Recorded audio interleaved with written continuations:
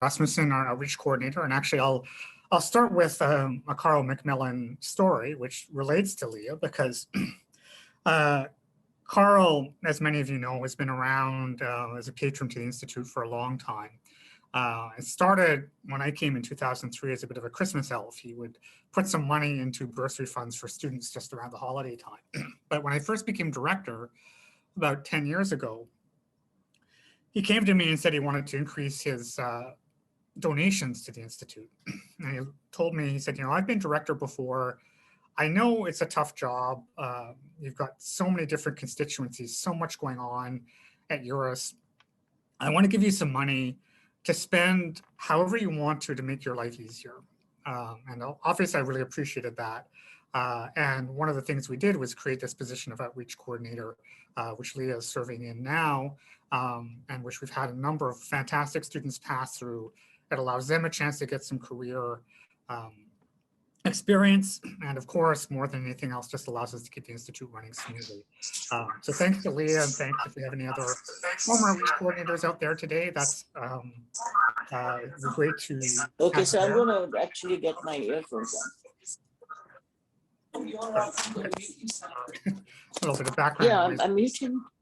Yeah. I'll just pause for. Okay. I don't know where that's coming from, but it seems to have gone away. So what I want to do today is talk a little bit about different projects I've had, try and mash them together in terms of both the way that I experienced the research, came to my conclusions, and experience the places that I researched in as well. And so by nature, it'll be sort of more of a bird's eye view talk, and I welcome your questions as we go through. I'll say that I give this talk as a very proud alumnus of the program. As Leah said, I was the first person actually to graduate with the designation of Central East European and Russian Area Studies, the first renaming of the Institute of Soviet and East European Studies. And, you know, it's in the courses I took, the conversations I had, the events we hosted. Even got to shake Mikhail Gorbachev's hand at one point, which was quite a pleasure. And even now, in fact, I just pulled out a few months ago the syllabus from Jones' Soviet environment course for my latest project on rivers in Georgia in the late Soviet period, looking at environmentalism. So those things, those memories still orient me in my work. I could go on about your stories, but I'll turn to my projects. And what I want to do before I sort of start, just talk about three ideas that really have motivated my research. And I think that have become, when I think about what binds my projects and my work together, and the efforts that I've tried to contribute to the field have led to. And the first is thinking about the periphery and how the periphery matters. So what happens in Tashkent, in Tbilisi, in a school in Tajikistan, in an Uzbek village, on a Georgian river, this affects not just the people of the region, of course it's important for that, but it affects a professional or politician in Moscow. It affects power relations at the very top, in the imperial period and the Soviet period. And I really started to work on this. I was actually challenged in my PhD program, University of Illinois, by my supervisor, Diane Conker, who was looking at me and just sort of in a very sort of kind but challenging tone, said, well, she had an analogy, which was Rich Jackson, the famed baseball player from the New York Yankees, who said he always wanted to play in New York because New York was the straw that stirred the drink. And so if you always want to, and she worked on Moscow, and she said, why should I care? Why should somebody who works on Moscow care about these tiny places on the edge of empire? So I've been working very hard to make clear why that is. And I was also inspired even during my undergrad by a quote that Salman Rushdie had about the British, saying that the British don't know very much about their history because almost all of it happened overseas. And I would maybe replace overland with overseas, and we'll talk a little about that, but I would say that's also true for Russia as well, past and present. The second guiding idea is my interest in daily life, in people, human interactions, life on the street, in space. The efforts I want to make to animate the past, to tell stories that I hope will engage, as well as help us understand how policies filter downwards, and then how popular attitudes and behavior force change at the top. Not through revolutions necessarily, I tend to study those less, but how everyday behavior, reactions, unexpected consequences alter the way the state and the population, average citizens, deal with each other. And the third idea is that Russia and Eurasia are unique, yes, just like Britain is unique or Germany is unique, but they're not sui generis. That is, they're not so outside the bounds that we can't study them alongside other units. So I argue that we should consider Russia a modern European power. We can look at it comparatively with not just Western Europe, but even the United States as sort of a younger power, a very large country with a frontier, and that this element is valid again, which was new at the time when I was beginning it, because really the idea coming out of the Soviet Union that Russia and the Soviet Union were something apart from the rest of the world, I think was pretty commonplace, and that's starting to decline. The debate's still quite intense about it. So I'll weave these together then, and start with my first trip to Tashkent in 1996, which was my first field research. And even before I got there, aside from the research that I had done, but this was on the plane ride over, flying, actually transited through Amsterdam to Tashkent, and flying for hours and hours over these desert sands, the Karakum and the Kizilkum deserts. And as I looked at it from my plane window, I was thinking, what would make some peasant from central Russia cross these deserts to come thousands of kilometers for uncertain futures, and what would make the Russian Empire decide that it was worthwhile conquering these regions? And so I started to look into some of this. I have some images here. Here's a wagon caravan, one of the first ones that would come. This is how these Russian settlers crossed, or Russian administrators crossed these deserts. Not, you would think the easiest way to get across with those wheels over the sand, but they managed to do it through a very complicated system of post roads. Then I came across this photo, which was one where whenever the Governor General, who was the leader of the province of Turkestan, which Tashkent was the capital of, the Tsarist Empire's newest possession in the 1860s, whenever he would come back from St. Petersburg, which was about a 3-week trip to consult with his superiors, with the Tsar and others, he would be welcomed by this ceremony. And you could, I don't know how well you can see it, but there's representatives from obviously the top administration. There are representatives from the Muslim part of town. The Russians conquered, representatives from the average population as well, sort of behind them. So these ceremonies became huge, and I'll talk a little bit about those in a minute. But I'll go on to the next part of Tashkent once I got there, and this is a map that I had found, actually, even when I was at Carleton in EURUS. And I have a lot of sympathy for this map, because when I had my first job talk at the University of Tennessee, now this was days when the technology wasn't so good, and I just put an overhead slide on and showed it. And it was instantly very evocative, right? You can see, and if this was a class rather than a talk, I would be asking people for what they thought when they see this map. But I'll narrate it a bit, and you can see on the right-hand side, as you look at the screen on the Russian section, you see these very straight streets, these very radial streets. On the side to the left, Tuzomnaya Chast, that's sort of the native section. It looks very sort of disorganized. This was a large city at this time, about 100,000 in the Russian section, about 200,000 in the native section. And it does show Russian ideas of empire, to construct a city, a new city beside an existing one, to show European ideas of organizing space and power. I'll just show a few images before I get back to deconstructing the map. This is one of the first streets in Tashkent, and you can see the efforts to plant trees alongside the streets to show this sort of taming of nature versus how they saw often Asiatic powers. This was a house of the Governor General, so one of the first houses of the city of Tashkent. This is the Asian side, and you'll see a lot of camels in this picture. Camels is sort of nothing cooler than camels, so you're going to see a lot of camels in this presentation. This is the Asian side of the city. You'll notice just up at the top there a Russian language sign, and I'll get back to that in a minute or two. Another shot of the Asian section of the city, And then this is a ceremony at a mosque there.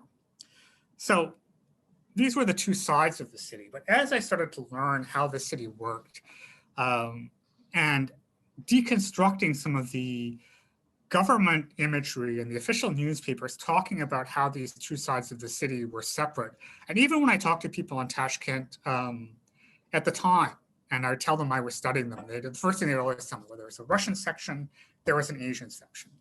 But in fact, these cities were interconnected and in some unusual ways. For example, the Russians did actually not trust their own citizens to be police officers. So they hire people from the Muslim side of the Asian side of the town to be police officers because they felt that they would be less likely to be drunk and disorderly than lower class Russians. A lot of Russians crossed into the Asian city for anything from not so much alcohol, but hashish was kind of the tool. That was their narcotic of choice to go to tea houses, to buy food, because more of the food was in the Asian city, and vice versa. There was a lot of crossing back and forth between the two cities. And then even when you look at this map, it's very deceptive, because once I start to understand that they picture this Russian section as this very nice collection of radial straight streets, but inside those streets are the same squiggly lines of settlements that are marked on the Russian section, or marked on the Asian section, but not on the Russian section. So this map was specifically designed to show an image of power that wasn't quite right, or didn't quite accurately represent what was going on in terms of class differences as well as in terms of race differences. Also, what's not shown in this map are the soldiers' barracks. You can kind of see them, but they're not marked. That was a military basis for this power, whereas the Russians always wanted to claim that they were more civilized conquerors or more civilized overseers than, say, the British or French. There was no mutiny like there was in 1857 of that scale in India. And this was sort of part of the image of Russian self-superiority. So this map started me on my quest.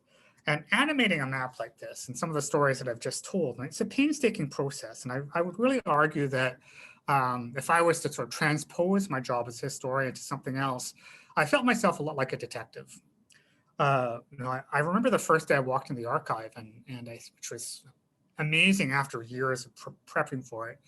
And then you realize that I could maybe look at 0.1% of all the documents that might pertain to my city study of Tashkent over 50 or 60 years. So how am I going to decide what that 0.1% is? How am I going to reconcile myself to the fact that I can never tell every story there is to tell about Tashkent? And there are some really important decisions that go into that. A lot of legwork, a lot of triangulation with newspapers, with memoirs, trying to understand what the people that I'm interested in, what they considered important, the help of librarians, the help of archivists. I think we sometimes don't really acknowledge how much the human element plays in the research process. And this became clear to me from the librarians I had at the University of Illinois, and particularly in Tashkent itself. And I'll give a couple of examples.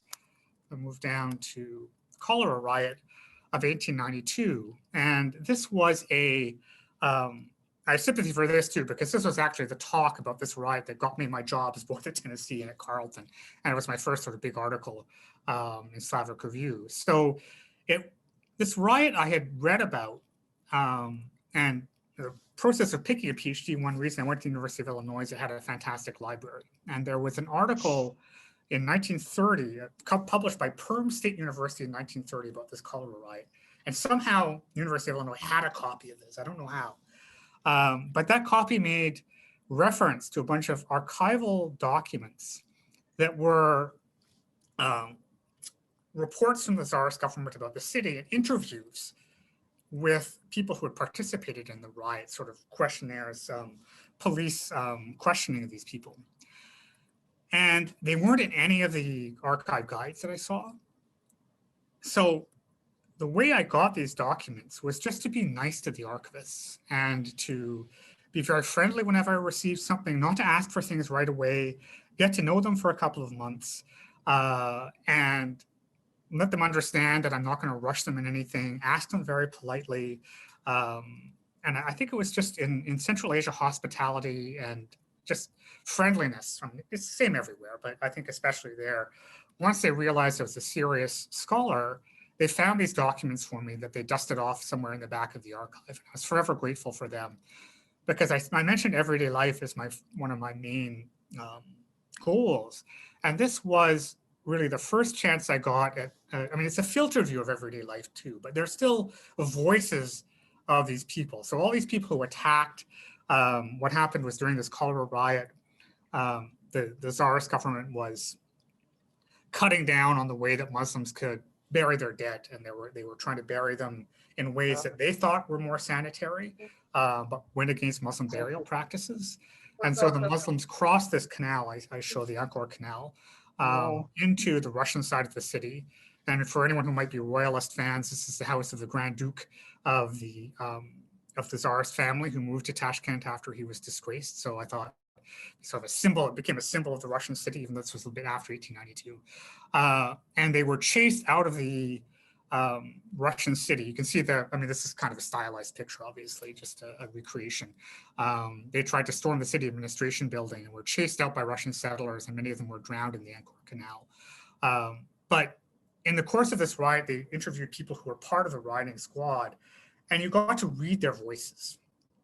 And it was just, you don't often get to hear from ordinary people in the 19th century, except when these extraordinary events happen.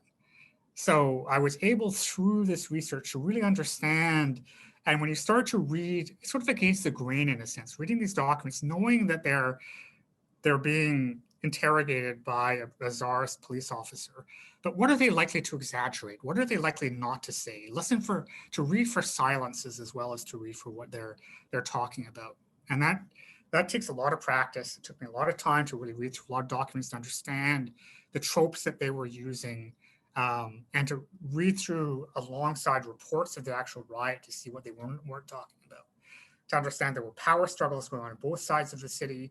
This was about politics as well as disease.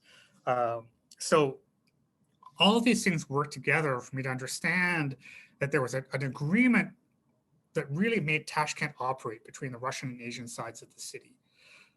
And the Russians would sponsor leaders in the Asian side of the city and say, as long as you keep your people quiet, we'll pay you off. We'll assure that you'll have a certain degree of infrastructure. You just be quiet, we'll have a nice indirect rule. But this broke down during the cholera riot because the Tsarist government was too afraid of disease spreading from one side of the city to another. I mean, it's a very familiar story now in 2020, 2021. So they tried to shut down this and tried to intervene in that part of the city, intervene in their cultural practices, which was a line that was crossed that was not in the agreement. The agreement was basically, you give us some money, you be quiet, you be peaceful, and we'll stay out of your everyday lives. So this cholera riot was a way for me, an entry point for me to understand daily relations between different parts of the city and different classes and different social structures within the city as well. So I started to get really inspired by this idea of space when I looked at this canal, which marked the division between the Russian and Asian city. And it also became more clear, I'm going to go ahead a slide here, when I looked at Kaufman Square. So this was a square I read about first, and again, another unexpected thing that I found when I started reading newspapers of the era, that the square, so the top left hand, so we're going to go chronologically, was a monument that was built in 1913 at the beginning of a parade that ever since, I think about 1870, 5 years after the conquest was held, where the entire administration, soldiers, representatives of each class of both the Asian and Russian cities marched from this monument through the Asian city to the point where Russian troops had invaded Tashkent to honor the great glory of the Russian conquest. And this is something I really ended up talking a lot about in my first chapter once I became interested in space. But then you start to really see how this evolves over time. So You see the first one is Kaufman on top of the monument. Kaufman was the guy who, the first governor general of the region from 1871 to 1881. Then in 1916, 1917, after the Bolshevik Revolution, Kaufman was toppled by soldiers of the Tashkent Soviet because he was a representative of tsarist power. So you see just a flag up there. Then if you look sort of, I remember going again sort of left to right at the top, then an actual hammer and sickle is put on.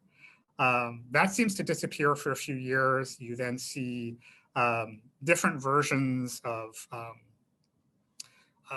sort of a tower. You see then Lenin coming up for a bit of time. Then Stalin comes up. This is 1947 to 1961 in the park. He's taken down after de-Stalinization. Then there's a monument that has words from the Communist Party Congress. Then finally in the 1970s, Karl Marx comes in. So you can see over the course of time how Tashkent changes as a city. And this is, again, something else that really became clear to me as I was doing my research, that I wasn't just a witness to my own topic, but I was a witness to a place, and trying to understand how it changes over time was just a fascinating, unexpected part, to walk the streets on days off, to see Soviet Tashkent, which I show some images of here. This is after the earthquake, and you can see there's a huge earthquake there in 1966, which leveled the city. And then, which was rebuilt in a style that was designed, as you can kind of see, to mold local and Soviet architecture, which is a fascinating topic on its own. But Tashkent today, I will say, and one of the things I saw in 1996 that made me very sad was the opportunity to preserve either pre-Soviet or Soviet, or even Soviet architecture has sort of disappeared. The top left-hand slide there is actually what's called Broadway, which I found was very amusing when I sort of think of Broadway versus what people in Tashkent told me it was. But in the 1990s, when I was there, it was full of people selling things, pictures, people drawing, so caricature artists, people asking to take your weight, selling you Coca-Cola. That sort of got shut down because it was unofficial.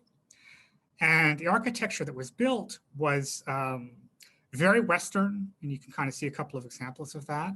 And then when you look at the Central Park, and you can see probably the best images of the one with Stalin there, surrounded by trees, a beautiful place in the summertime, which is obviously very hot in Tashkent. Islam Karimov, who is the ruler of Tashkent, decided that he wanted to see the statue of Amir Timur, who is now at the center of Kaufman Park, from his window, and basically destroyed all the trees from that, from the 1870s, 1880s, when that park was first designed. So one day they just uprooted every single tree, and now the center of Tashkent is this very bare sign, very, very bare symbol. So my project in Tashkent resulted in my first book. Then I moved back in time a little bit, and I'll sort of relate it back to EURUS. My first trip to Moscow in 1992, I never made it to the Soviet Union, sadly, which has always been a regret of mine. But being in Moscow in 1992 for the first time as part of my language exchange with EURUS, or CIRUS as it had just been renamed then, was a big surprise for me, because I had sort of expected Moscow to be the city of like Russian spies and hockey players and Russian ballerinas, babushkas, sort of Slavic looking people.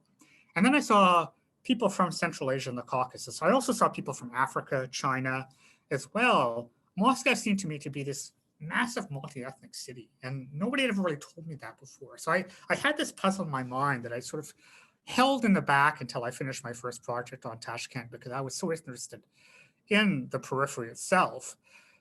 But I thought, okay, let me go back and try and solve this puzzle. Who were these people I saw in 1992? What kinds of cities were Moscow? And then I decided to work on St. Petersburg, Leningrad in the Soviet period, and try and understand these places as multicultural cities.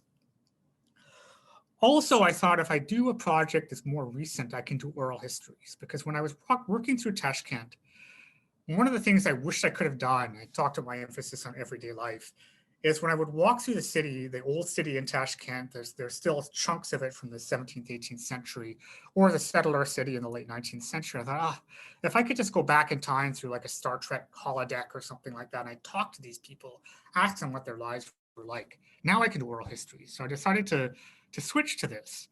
It wasn't smooth. I hadn't been trained as an oral historian.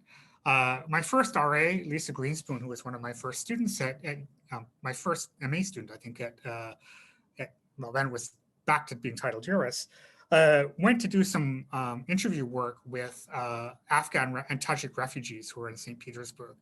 We found out a couple of things. We found out, first of all, they did not like to be recorded. So it meant we did a lot of very fast handwriting over the course of this project.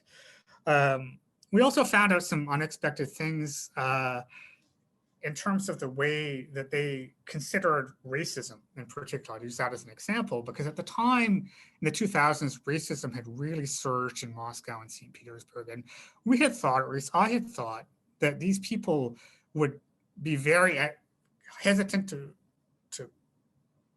be part of Russian society, would blame Russians for the xenophobia. But I remember when Lisa came back, she said, well, you know, they're more likely to blame Chechens than Russians, because Chechens were people that were said to be responsible for various terrorist acts in Moscow. And because they were sort of Muslim people, non-Slavic, Tajiks and Afghans became associated with them. And I got this time and time again during my research, that even at the height of racism at the time, people who were there in the Soviet period would be as likely to blame their own people. They'd say, you know, when we went to Moscow, we learned Russian, we fit in, these people aren't. And that was a puzzle that persisted throughout my time there. But I went from that to another unexpected thing, which was the friendship of peoples. Something I'd always thought, Družba narodov in Russian, and something I always thought was a little schmaltzy. You can see some of the images there. But I was really surprised when I asked people if they believed in the friendship of peoples. And you can see the quote that I have down there, how emotional people got when they talked about the friendship. So maybe go back and think, this actually meant something to people. It means something to people today, that this term existed, that there were opportunities for someone from a small town in Tajikistan to go and study at a top university in Moscow. And they gave these specific examples. And you look at Lenin's mausoleum, right? Anybody who studied the Soviet period or was there, you can see the long lines. That they said this was a site of the friendship of peoples. We all came together, and Lenin was someone we worshipped. And there's a fountain of the friendship of peoples in Moscow. Moscow had one restaurant for each ethnicity. And it changed the way that I looked at the project to really, instead of focusing on the cities, focus on the people. What made them want to come from a small town in Azerbaijan or a farm in Uzbekistan to Moscow and Leningrad? What were their experiences? How did they see their lives lived, right? And I was stunned at just how normal they were, and also how dynamic the Soviet system was, how much opportunity it held, which is very different from what we hear about in the 1980s when we think of Brezhnevite stagnation. So Soviet traders were one group that I looked at, and I know I'll try and speed up a bit because I want to give lots of time for questions. But these were people who, again, these were people I saw in 1992 who left often from Kyrgyzstan, Azerbaijan, Georgia, would either fly or take the train to Moscow with their fruits, vegetables, or flowers, sold them on the streets in Moscow and went back. And you see an airplane there. You could actually, because airplane fares were so cheap, you could actually bring a whole bunch of flowers, especially if you were bribed airplane agents, in Baku, flew to Moscow for the day, sold all your flowers in Moscow, flew back that night, and still make a profit. So life was, you know, some people told me about their success stories. Marim Kalilova, who was a trader, eventually was able to enter Moscow State University, which she saw as the site of the friendship of peoples. And I have a quote there of how the sort of idealized sense of all nationalities working together, studying together, and then making friends that they had through life together, continued even to this day. Then the flip side of it, Elnor Asadov, who was a flower seller who worked in the winter holiday season, which basically started during the celebration of the October Revolution and went through to New Year's, and then up to International Women's Day, which for those of you who don't know is sort of a big flower giving occasion. It's sort of more of a combination of Mother's Day and Valentine's Day than it is how we might think of International Women's Day there. But it was a tough life for them. And you know, the last thing I'll just sort of say about this project, and I'll just sort of go through these, put these down, is getting back to racism as an example. And I had people like Kalilova tell me, I was in Moscow for 10 years. Nobody ever said a racist thing to me. I loved my friends. My Russians were always good to me. Then somebody like Asadov, and these people sort of look the same in terms of phenotype, same sort of color, same profession, would say, every day I went to the market, a Russian would insult me and try and rob, the police would try and rob me. So balancing those things was something I struggled with throughout the paper. And really what I ended up doing is just telling the audience, being honest with people who are reading this thing. These are the stories I'm getting, right? I'm telling these people's stories in the best way that I can and framing them. And then we sort of have to come to a conclusion as an audience as to what's going on, why we're getting these different stories. I think that's all we can do as historians, is to be storytellers, but to be storytellers and to give your audience the material that they need in terms of quotes, in terms of footnotes, to make an educated decision as how they want to interpret what we're writing and whether they want to accept our arguments or not. And I argue that racism was present in Russia as an everyday phenomenon, and the seeds of the racism that we see in the 2000s were planted there. But for most people, combination of the friendship of peoples and of the way that you had these programs like quotas for universities, so people mixed as young people. You had this glorified sense of the Soviet Union as a superpower, multi-ethnic, a multi-ethnic one, really tamped down ethnic tension until things collapsed during the perestroika period. And that's certainly something I can talk about in the Q&A. So I'll move to my last project for the last few minutes and just now have Georgian cuisine there because that's how it started. I've been to many Georgian restaurants in Moscow, and there was one in Tashkent too. You can see people who are familiar with the cuisine can see the hachapuris or the cheese bread, some of the walnut paste, the hinkali, the dumplings, the beans. It's delicious food, and it's known throughout the Soviet Union as kind of being the most attractive cuisine of all the former Soviet states. It took me a long time to get to Tbilisi. Finally got there in about 2009. And it's this fantastic city, as many of you who I've talked to know my love for Tbilisi. And I kept thinking, why didn't I do Russian colonial society in Tbilisi and not Tashkent? And I could be eating Georgian food. I love Uzbek food too, don't get me wrong, but Tbilisi has its charm. I think it's really unique. So, okay, if I want to work in Tbilisi, how am I going to find a project there? I had no clue. And just one day I was walking through the hotel that I was staying at. We were doing a teaching seminar there. And I saw not this particular photo, but if you look at the photo on the left, you can see these log booms on the river. So there's a photo with those log booms of old Tbilisi when I was walking through going to eat breakfast one day. And it reminded me of me growing up in British Columbia on the Fraser River and these log booms. And I was trying to wonder, like, why were people putting logs on water? What's going on when I was a kid? I thought, okay, let's start looking at rivers. Why not?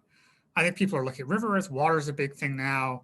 So I'll try and decide, I'll find something about rivers to look at. My initial thought was that rivers must be used to move people. Like people move up and down rivers. I'm a migration scholar. So that would be natural. Started looking at rivers, did a fair amount of research and found out that people actually don't move on rivers in Georgia because the rivers move too fast. So it was back to the drawing board, but I was determined to spend a couple of years in Tbilisi and eat Georgian food. So I'm going to find everything I could about rivers that was possible. First thing I found is that rivers and the Mikvari, the river that went through Tbilisi, was a landmark in Russian paintings in the mid-19th century. So there's a different cultural element to the way the river was portrayed, and Georgia itself as a land at once of nature, but unlike Tashkent, which is sort of seen as a place that was less civilized and Asian, because Georgia was considered more European, it had this sort of link between nature and civilization. There were Roman ruins from the Roman Empire there as well.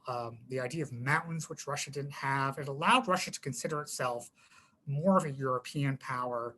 And these were symbols that were important to people in Europe as well. So the cultural element was there. I talked about camels. There were lots of camels, so that was cool. Huge camel markets along the river in Tbilisi. So there was an economic exchange that went on in the 19th century that I started looking at as well. The next one I found was unexpected were water carriers. So these guys would haul water from the river. And if we sort of go back to modern Tbilisi, you can see how hilly it is. And they would take these horses and schlep the water up to houses in Tbilisi and supply them with water and take away their wastewater. And it's interesting because when Tbilisi first started getting water, like piped water in, nobody wanted it because they suspected it would be poor quality. So these guys still maintained their power up until the Russian Revolution, and actually went on strike once when Tbilisi started to pipe water in and almost shut down the city for a little while.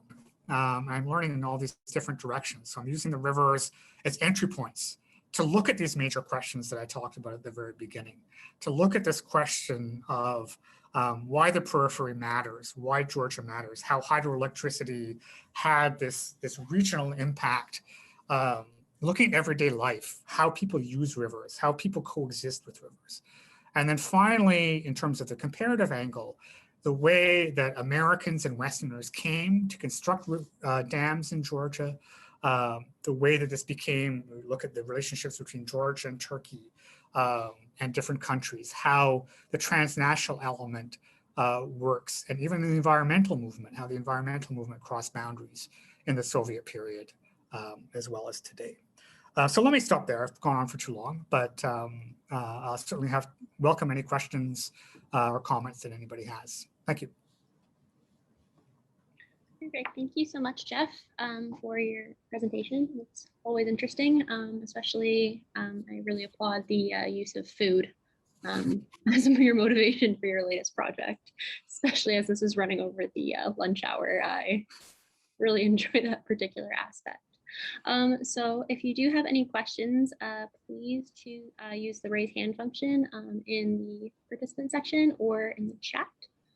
I had to cut out for a little bit there, but so I'm not sure if you covered this particular part exactly, but I did have a question in regards to your latest project with rivers, as it seems like a little bit of a departure from your other projects in so much as everyday life, but then it does go back into it. So how are you going to combine the oral histories and the aspects with which you've worked with before, perhaps towards like the more geological elements that come with working from like a nature source?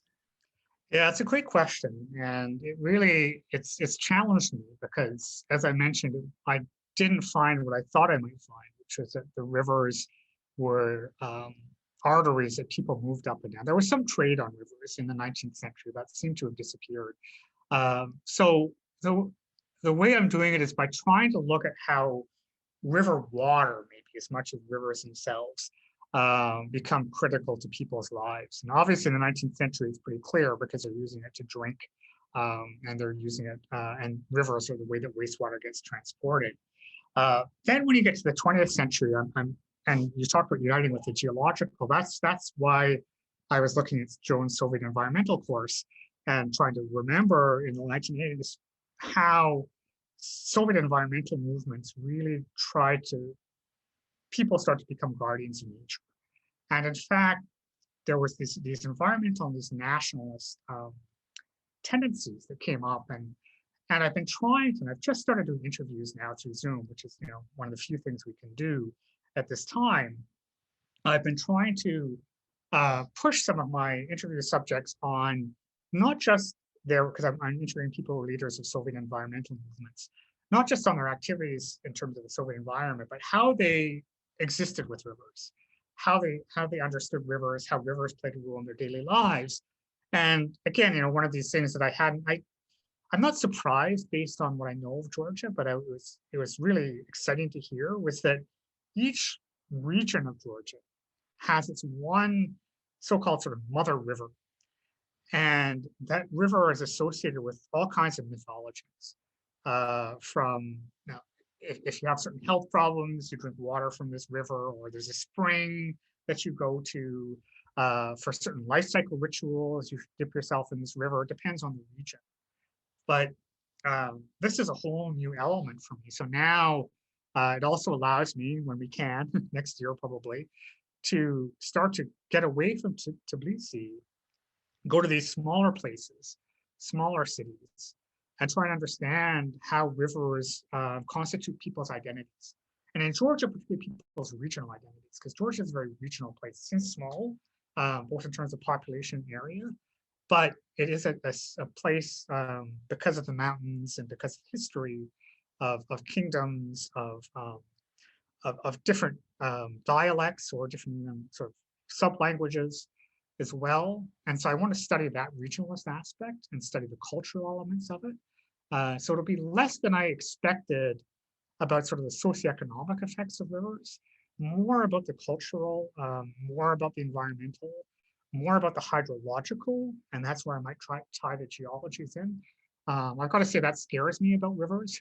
I'm not a geologist by training, obviously, but you have to know a little bit about how rivers work in the environment, particularly if you're studying dams and reservoirs and things like that. So that's a work in progress, but that's the fun part, is I get to learn something new. That's awesome. Paul has a question for you next. Sorry, thanks. That was a really great talk, and I very much appreciate sort of the autobiographical spin on things. This is usually how I explain to people when I'm lecturing in my classes, sort of like how I got into things. I end up telling them sort of about everything that happened to me as an exchange student in Moscow in 1994 and 95, and that explains everything that's happened to me since. One thing that happened to me when I was a grad student doing my dissertation research in Karelia, I was asking my landlady in Petrozavodsk, this back in 2000, about how much crime was in the area. And what I got in response was basically a lengthy and somewhat racist account of migration to the region. And it, when you were talking about the friendship of peoples and how it was meaningful, especially for people who came from, say, Central Asia, excuse me, to Moscow, it got me thinking, how this was a trope that was differently meaningful for Russian and for non-Russian citizens. Right. And also about how quickly that trope unraveled during the 1990s. And I was just wondering if, your own experience gave you some insights as to how quickly that unraveled. And then also, there's been signs that, this is sort of a trope that is being reassembled as well in today's Russia. And so to what extent is that actually something that can be reassembled in a meaningful way after that unraveling? Yeah, it's fascinating on both counts. And so I also take a bit, well, I'll start with how I found a little bit more on how I found this friendship of peoples to be still important to people's minds, as you mentioned, in terms of being reestablished. And it was when I was in Bishkek in 2006, I think, just starting this project and doing a teaching seminar with people who were from different, mostly Central Asian republics. There were a few Russians there too, but it was mainly the Central Asians. And I would kind of say, yeah, friendship of peoples, it sounds a little bit like a cover for Russian domination. And they would just look at me askance and say, no. Like, I'm Uzbek. I married a Kyrgyz. Then my brother married a Russian, and so married this person. And our kids are also, I still think of them as Soviet citizens. Come over to my house for dinner, and I will show you the friendship of peoples. And as I got this more and more, that was when I started thinking about this sort of reassembling. In fact, I've done some NGO work for the Global Center for Pluralism, and looking at Kyrgyzstan specifically because of the ethnic riots that were there, and try to think about how we can use this the symbol because it has elements. It managed at its best to incorporate elements that had a degree of power imbalance, that the Russians were certainly the elder brothers, right? That was sort of understood. But that everybody had their place. And so, you know, if you were Kyrgyz and in the Kyrgyz SSR or Kyrgyzstan, you would have certain privileges. But even every ethnic minority has a territory, right to education, these kinds of things. So could that be replicated? And the jury is still out on that one, I think. And then one thing that was interesting for me, though, when I went to Bishkek most recently, it's about 2 years ago, talking to some anthropologists there, they said there's this new wave of nostalgia for the Soviet Union among 20-somethings. And I kind of looked oddly at them and asked them why. They said, well, these 20-somethings, when they were walking downtown Bishkek, they see all these sort of crumbling Soviet buildings. They're kind of just going to waste now. And they'd ask their parents what they're for. And their parents would say, oh, when I was a kid, there was a theater here. Here's where we had our clubs. This is when we could do this and that. Life was cheap. And they sort of transfer their nostalgia to their kids. And so I wonder in that case if maybe something can come of that. I mean, it's still, I still like to do some more research on it, and maybe as we're working on this, even if it's something that we just put in textbooks, history textbooks, right, for kids who are doing it now, to emphasize the friendship of peoples, instead of emphasizing what a lot of these national narratives are now with Soviet states. I think could be some progress. But when you talk about the unraveling of the friendship of peoples, that again is really interesting, because my last chapter was on the perestroika period. And I didn't, and this is sort of a choice I made, and one, not that I regret, but because you can't do everything, but I didn't really talk to too many Russians about the friendship of peoples, but I agree with you, it had a different meaning. And for them, often a negative one, because even though they were considered the elder brother, it did mean that in Moscow State University, their top universities, a certain number of spaces went to people from different republics and not to Russians, for example. And people who were these migrants and traders, they were Soviet citizens, right? So they had all the legal rights that any Russian would have, and sometimes that was a bit irksome. But I did a study of the nationalist press in the late 1980s and early 1990s, so just as Glasnost started to kick off. And in 1988, 89, almost all of the nationalist kind of was becoming extremist press, had a lot of anti-Semitic jokes. The Jews were clearly the main enemy. They were the ones who were kind of representing this capitalism that was sneaking into Russia through perestroika. And obviously there's a long history of anti-Semitism in the Soviet Union as there is elsewhere. But the turning point, I think, was the publication of the census in 1990 that showed how much stronger the population growth rates were of Central Asian peoples in particular. And all of a sudden, the Central Asian threat, which your landlady would have seen represented by these traders, starts to become very real, because the Russian share of the population of the Soviet Union was like 51% or something like that. And a lot of people figured that was a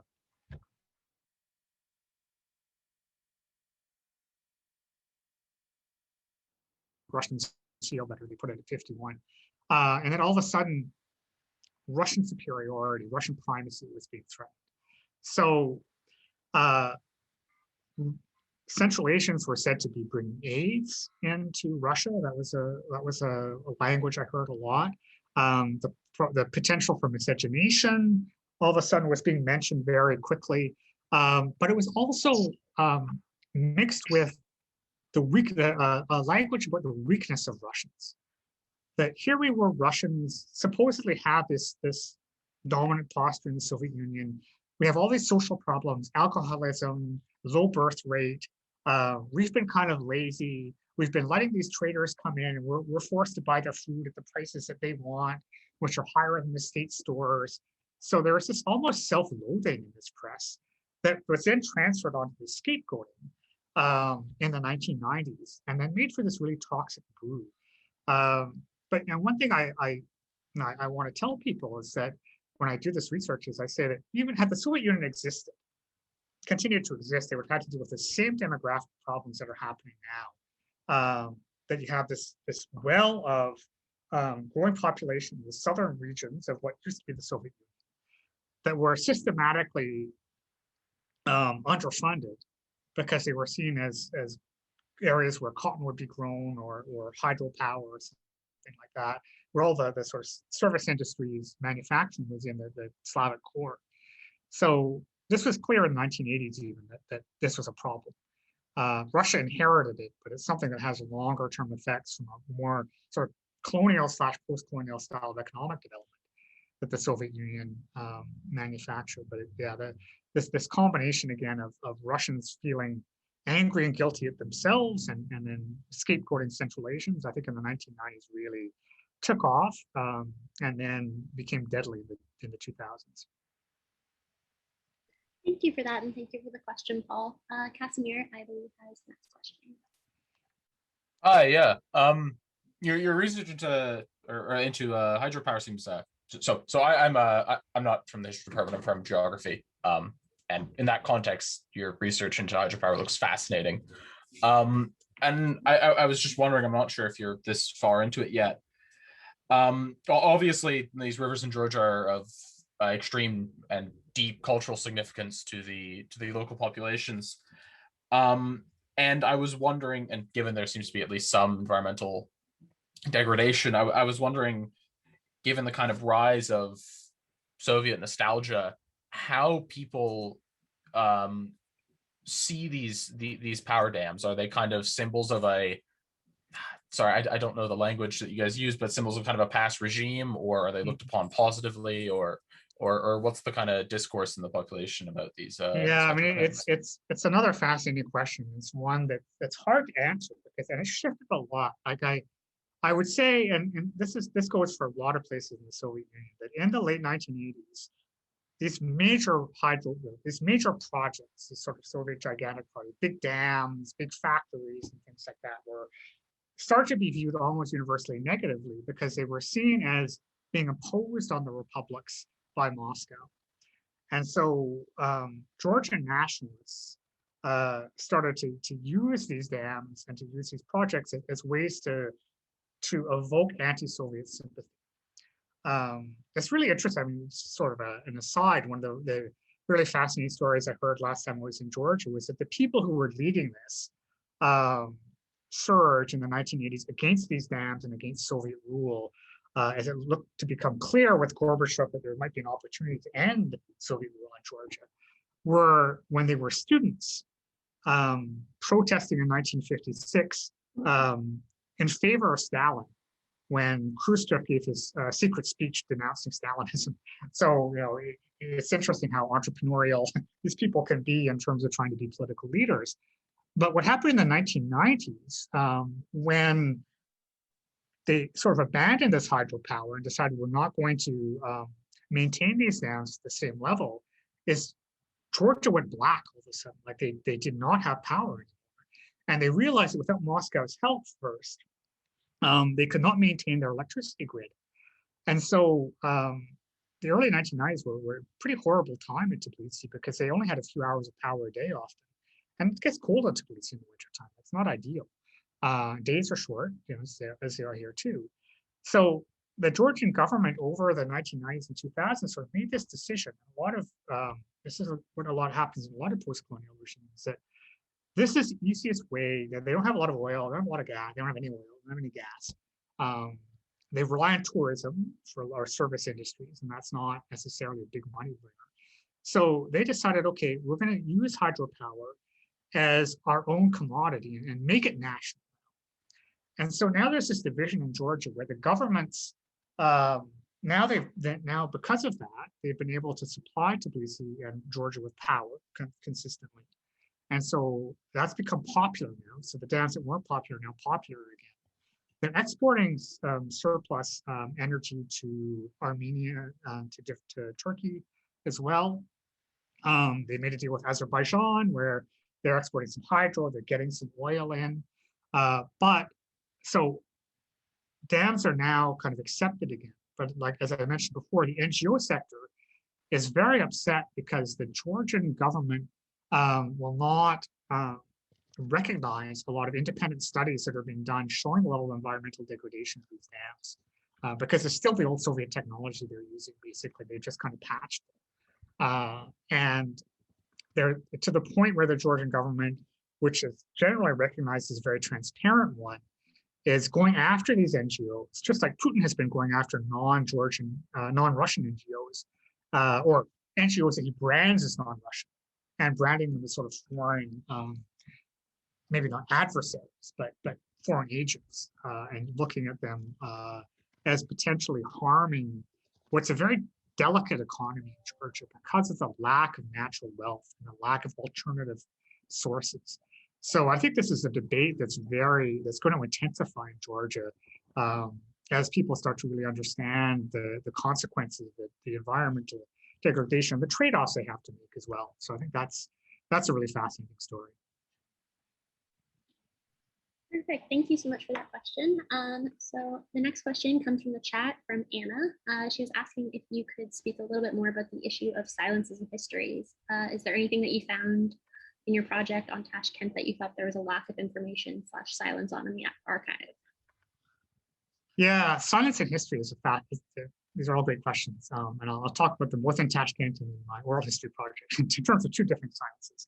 But there was one big silence I found in Tashkent, and that was the silence of mixed race children, because there were files and files, thick stacks of files on prostitution in Tashkent. Generally prostitution by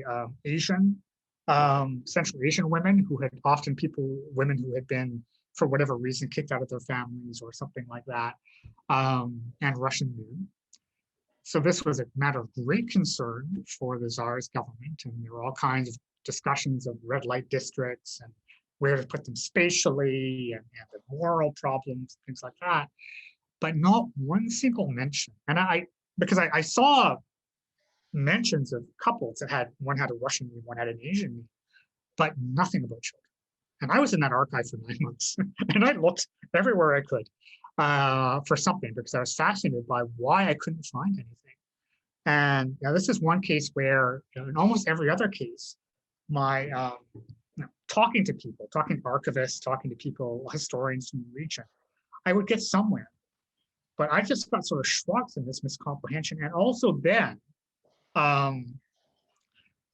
when I talked to Uzbeks about this, they would look at me and they say, no, Uzbeks could never be prostitutes. Uzbek women would never do that. Your information must be wrong. This just didn't happen. And I didn't want to press them. Obviously, I didn't want to upset them. So I just sort of let it drop. But to this day, I don't know. I just don't know what that story is. And I just don't know how I would find that information. And then another silence that would interest like Anna maybe, and then certainly those of you anybody who knows German and wants a subject to look at, go to Tashkent, because I found hundreds of letters from German prisoners of war in World War I, because Tashkent held a lot of German prisoners. They were sent to Tashkent, massive camp, not just Germans, but like Serbians and Austro-Hungarian people, various people in the Austro-Hungarian Empire. And I guess these letters, they just never sent home. So they're all in the archive. And I was looking at, if I could read German, I just wonder what they're writing. I would love to read those letters, but I don't read German, unfortunately. So that's a silence too, because of my lack of language skills.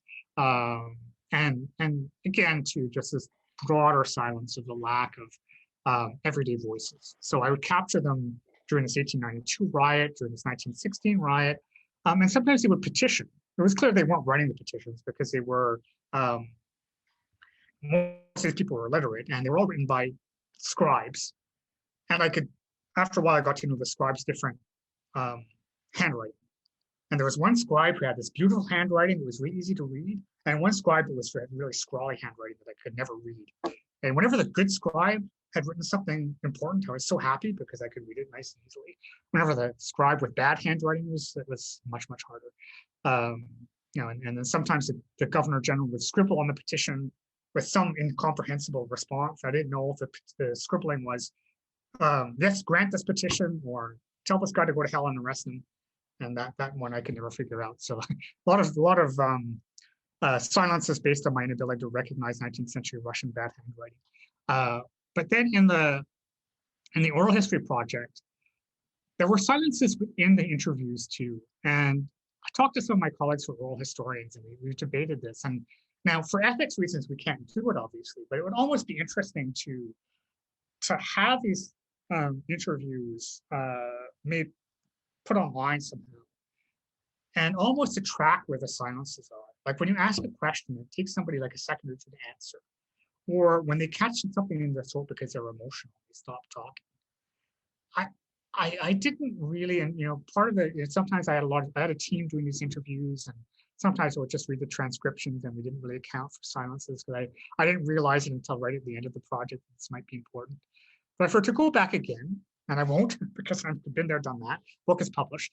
I would go back and look for the silences in the oral histories too, and listen in the interviews where people were silent.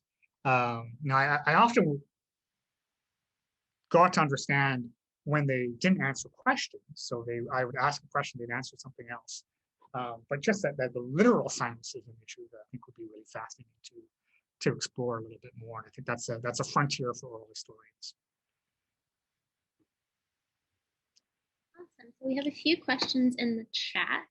The first question we have comes from David, who his question is referring to ongoing protests in Western Georgia against hydropower plants construction on the Rioni River. Did you have a chance to look at this movement? Is his question, as he thinks it's fascinating. It's a fascinating case to study, as the protest seems to be from the bottom up, and certainly has some ethno-nationalist elements. So. Yeah, it's just fascinating. I don't have much. You probably know more about it than I do. I mean, I remember when I was there in 2019, this was starting to become a very tense issue because it was, and this goes back to Casimir's early question about these protests. And I talked to a lot of Georgians, people in Tbilisi, about these protests, and there were very mixed feelings because there was an understanding that these dams and the fact that the Georgian government continued to think about building and enforcing or strengthening the power in these dams was having severe local consequences. But now this is like going back in like the way Putin always campaigns against the 1990s. And a lot of my Georgian friends were saying, like, if we don't have these dams, we go back to blackouts and we go back to being weak. When Georgia is already a country that's kind of at Russia's mercy in a sense. So we need to build these dams. And I can't remember if the dam you're referring to is the one that's near the border with Abkhazia, which of course is a Russian protectorate in a sense. But there was that national element as well. They needed to make sure that they weren't being ripped off by the Russians, basically. So there's both a local aspect to it, a national aspect to it, and a socioeconomic aspect to it, because a lot of these people who are going to be dispossessed were poor rural people as well. So, so different from any project here, right?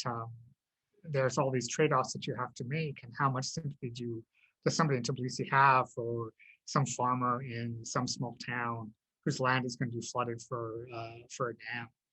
So I do think that this is going to become a flashpoint in Georgia, but I just don't know how it's going to play out. Like I really saw the forces, the balance of forces very uncertain. And we'll see, coming out of COVID, what changes that has in the way people view how we deal with the environment, which will be a fascinating question. Okay, so the next one is from Precious. She is referring back to Paul's question when you referred to the people in your interviews telling you that you should come to their house and that they'll show you the friendship of the peoples. So she's asking, would you maybe frame the friendship of the people as a form of everyday power? And is it a narrative that actually transformed at the bottom level, or was it simply rhetoric at the top? Yeah, I think I would just, and I would say it's everyday power in two senses. Like it's everyday power in this more emotive sense that I talked about, because people took this language that was sort of, like I said, again, there was some element about, especially in the Stalin invented it, especially after the Second World War, where it became clear that the Russians were the elder brothers, and to transform it emotively into not talking about the Russians, but to talking about just relationships, everyday relationships between people, that we're all Soviet, I mean, maybe Soviet citizens, sometimes it was not clear how far the boundaries extended, but we're all just together in um, the same society. And a lot of people would say, like in the Soviet Union, we didn't have as much, as obviously there wasn't as much material goods as there is now, but we had this sense of commonness, a common struggle to find goods, same kind of apartments we were living in, same advantages and disadvantages. We were all in the same soup. And so the friendship of peoples gave them a sort of sense of power, that there was we were all working together, right? We all built networks and connections that allowed us to often evade what the center was telling us. So to find goods, to find things that were maybe not provided by the state, but also it was everyday power, and there were real effects of it. Which I mentioned this fact that if you studied hard and went to university and got all 5 top grades in high school, you could go to Moscow State University no matter what republic you were in. If you were a top, I don't know, sports person or music player, you got to go on a trip to Moscow and had a 10-day festival to show the accomplishments of your republic. I mean, this is something that obviously these were state policies, but they had real impact in terms of people's sense of self-worth and dignity and things. So I think that the interplay between the state and the population was really fascinating in the friendship. So, and it goes back to one of the things I mentioned in my earlier, at the very beginning, when I talked about sort of my founding ideas of how everyday life is important. I want to get that above below dynamic, and the friendship of peoples was really awesome for that. Awesome. So we are going to wrap up soon, but we have one last question in the chat from Constantine. He asks if you could please expand on your point of how the periphery and Moscow center interact and give examples of some or significant events. And he has a follow-up of, should he have also asked if interaction is similar or different, ranging from the Tsarist through the Soviet to the current period? Okay, that's a couple of big questions. Some big questions. A little big, but take it. But I mean, so in terms of the example, so how I approached this, or how I began the story, was that we often think of Moscow and so Leningrad, St. Petersburg, depending on when what the name is at what time, as these cities walled off by so-called propiska regimes, right? So if you live within 100 kilometers of the center of the city, you can only be an official resident if you had a residence document from the authorities. So that these cities were sort of walled off, especially like Leningrad, Moscow, Kiev. These places were all seen as these kind of showcase cities, hived off where all the privileged people lived, and then people who lived outside of that were second-class citizens. And that did in turn become internalized in a lot of Russians' minds and a lot of Soviet people's minds. But what I argue, and the traitors is the example that I gave in the talk, is that these boundaries were very permeable. And so these traders would come, sometimes you come, like I said, you could fly there for the day, sell a bunch of flowers or apricots and go back and make money. More often you could go for the season. And they would have all kinds of networks that were established in Baku and Azerbaijan, for example. There was like a council of elders, and they parceled out Moscow. Said, okay, in this neighborhood of Moscow, people from this village are going to sell their flowers. In that neighborhood, and then if you violated that, there were actually physical confrontations over this.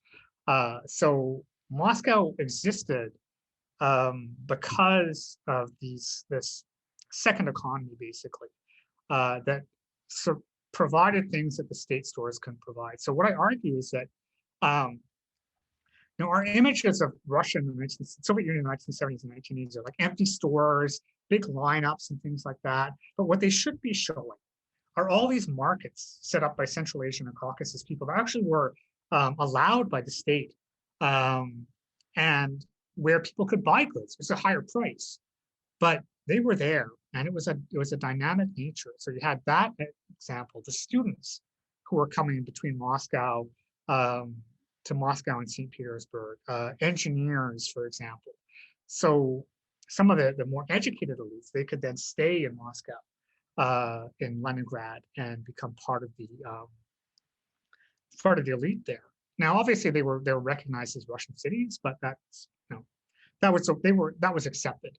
Now, I'll say, I'll go to the post-Soviet period now too, and how many do we have now? Well over 1 million, probably between 2 and 3 million people from Central Asia and the Caucasus who are in Moscow now, and there's street trade going on. That's less important now because there's more outlets for Russian citizens to get goods, but Tajiks and Uzbeks clean the streets, they clean the hospitals, they build they're the ones who build all these new skyscrapers up in Moscow. They're the ones who do all the background service work. Like Moscow does not function without this this disposable almost force of labor. And this is very typical of modern economies, right? How much does Canada function without farm workers, especially now in COVID, where we really rely more on food chains, without farm workers from Mexico and the South? How much does any Western country function if we take out not even the legal migration, we take out all the sort of gray illegal migration we depend on? And Russia and the Soviet Union were no different, and they were no different in hiding either. So this is what I was trying to expose, that these chains. And the Soviet Union was actually easier because these people were citizens, even if they technically weren't supposed to be in Moscow because of the residence permit. Some of them just ignored it and would pay bribes if they had to. Others were very nervous about it. But I say that there are these chains of contact, and everything flowed through Moscow in the Soviet period. And people would go there for a few years, come back, go back again. Families would have all these interconnections. One thing that I found is like military service was a way that people made buddies too, and somebody would inevitably, after anybody who was discharged from the Soviet military, would get a residence permit from Moscow. So that could be people from anywhere, because Moscow needed all of these service workers to feed a growing economy with a population that didn't have as many babies. So all of that put together, yeah, these are the connections that I look at. Awesome. Thank you so much, Jeff, for giving us your time today and taking us on this amazing journey through your research. And thank you everyone for joining us. So we are going to end it there. Just letting everyone know that we will be posting the recording of this onto the EURUS YouTube page in the coming days. And also letting you know that next week, EURUS is excited to host our EURUS Graduate Student Research Conference on the 24th and 25th. So if you're interested in hearing some more work about the research going on in the unit currently, please check that out. Other than Yes. that, And I will just say to Alison Grant, who's the director of Eastern Europe and Eurasia, will be giving the keynote to that. So of Global Affairs Canada. So that's another reason to check not only her out, but the panels of wonderful young scholars who will be presenting. too. Anyways, thank you guys so much for coming. Bye, everyone. Thank you.